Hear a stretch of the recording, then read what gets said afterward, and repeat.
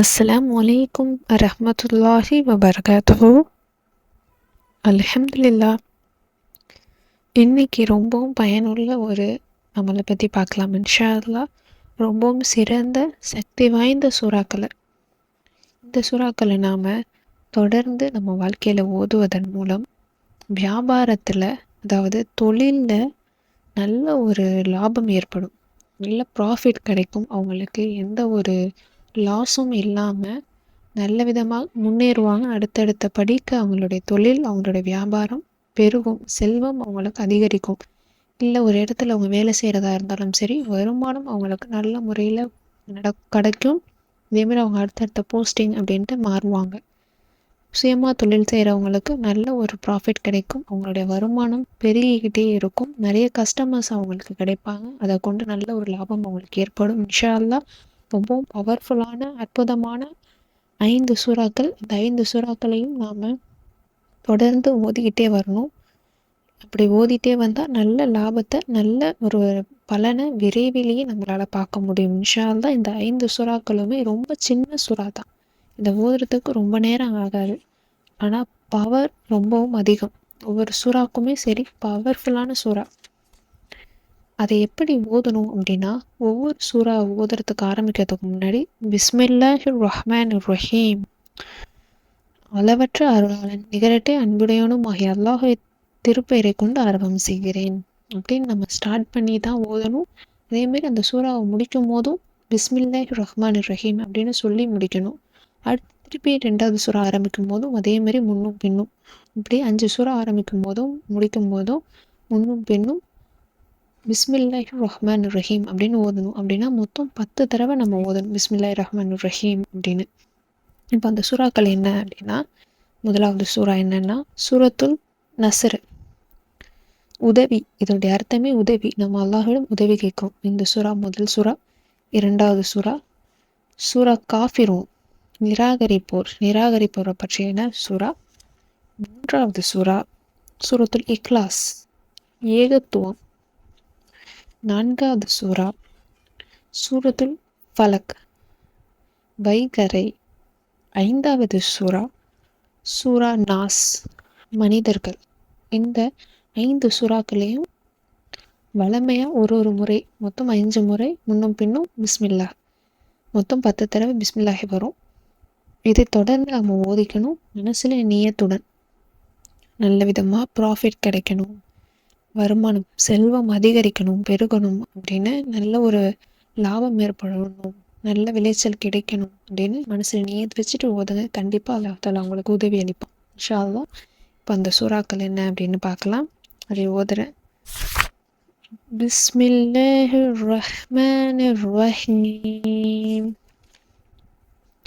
இதா ஜாஅ நஸ்ருல்லாஹி வல் ஃபத்ஹ் وَرَأَيْتَ النَّاسَ يَدْخُلُونَ فِي دِينِ اللَّهِ أَفْوَاجًا فَسَبِّحْ بِحَمْدِ رَبِّكَ وَاسْتَغْفِرْهُ إِنَّهُ كَانَ تَوَّابًا. بسم الله الرحمن الرحيم. بسم الله الرحمن الرحيم.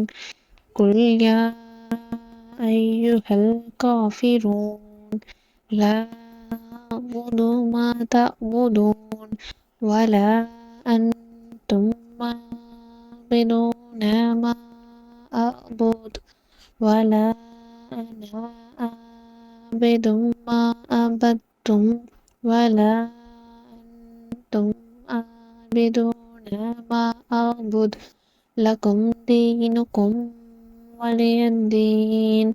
بسم الله الرحمن الرحيم. بسم الله الرحمن الرحيم. قل هو الله أحد الله الصمد لم يلد ولم يولد ولم يكن له كفوا أحد. بسم الله الرحمن الرحيم. بسم الله الرحمن الرحيم.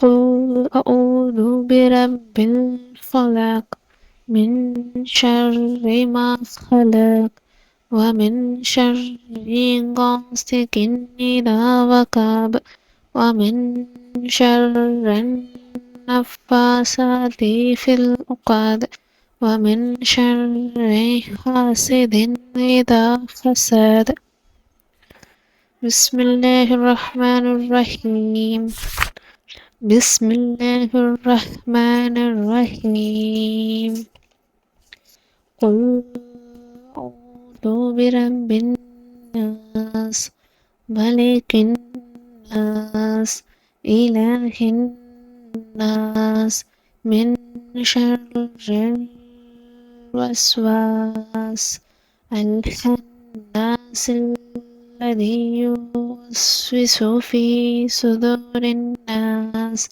من الجنة والناس بسم الله الرحمن الرحيم. இப்படி தான் இந்த 5 சூறாக்களையும் முன்னும் பின்னும் பிஸ்மில்லாஹோடு ஓதணும். இப்போ இந்த 5 சூறாக்களுடைய அர்த்தங்கள் என்னன்னு பார்க்கலாம். இந்த 5 சூறாவும் ரொம்பவும் பெனிஃபிட்டான பவர்ஃபுல்லான சூறாக்கள் தான். இதனுடைய அர்த்தம் என்ன அப்படின்னா, முதலாவது சூரா நஸ்ர். அதனுடைய அர்த்தம் உதவி. இந்த ஆயத்தில் மொத்தம் இதில் 3 ஆயத்துக்கள் இடம்பெற்றிருக்கு. ரொம்பவும் சிறிய சூறா. இந்த ஆயத்தினுடைய அர்த்தம் என்ன அப்படின்னா, நபியே, உமக்கு அல்லாஹுடைய உதவி மற்றும் மக்காவின் வெற்றி வரும்போது இன்னும் மனிதர்களை அல்லாஹுடைய மார்க்கத்தில் கூட்டம் கூட்டமாக பிரவேசிப்பவர்களாக நபியை நீர் காணும்போது அப்போது அதற்கு நன்றி செலுத்தும் பொருட்டு உமது இரட்சகனின் புகழை கொண்டு துதி செய்வீராக. மேலும் அவனிடம் பிழைப்போருக்கு தேடுவீராக. நிச்சயமாக அவன் தௌபாவை பாவ மன்னிப்பு கோருவோரில் மிகவும் ஏற்றுக்கொள்பவனாக இருக்கின்றான். அடுத்து சூரா காஃபிரூன். இதனுடைய அர்த்தம் என்ன அப்படின்னா, நிராகரிப்போர். இதில் மொத்தம் 6 ஆயத்துக்கள் இடம்பெற்றிருக்கு. அதனுடைய அர்த்தங்கள் என்ன அப்படின்னா, நபியே நீர் கூறுவீராக, நிராகரிப்போரே, நீங்கள் வணங்குபவற்றை நான் வணங்க மாட்டேன். மேலும் நான் வணங்குகின்ற ஒருவனை நீங்கள் வணங்குகிறவர்களல்ல. நீங்கள் வணங்குபவற்றை நான் வணங்குபவனும் அல்லன். மேலும் நான் வணங்குபவனை நீங்களும் வணங்குபவர்கள் அல்லர். அவர்கள் உங்களது மார்க்கம், அது உங்களுடைய மார்க்கம், இது என்னுடைய மார்க்கம். மூன்றாவது சூரத்துல் இக்லாஸ். ஏகத்துவம். இதனுடைய அர்த்தம் ஏகத்துவம். மொத்தம் இதில் 4 வசனங்கள் இடம்பெற்றிருக்கு. இதனுடைய அர்த்தங்கள் என்ன அப்படின்னா, நபியே நீர் கூறுவீராக, அவன் அல்லாஹ் ஒருவனே. அல்லாஹ் யாவற்றை விட்டும் தேவையற்றவன். யாவும் அவன் அருளையே எதிர்பார்க்கின்றனர். அவன் எவரையும் பெறவில்லை, எவராலும் பெறப்படவும் இல்லை. மேலும்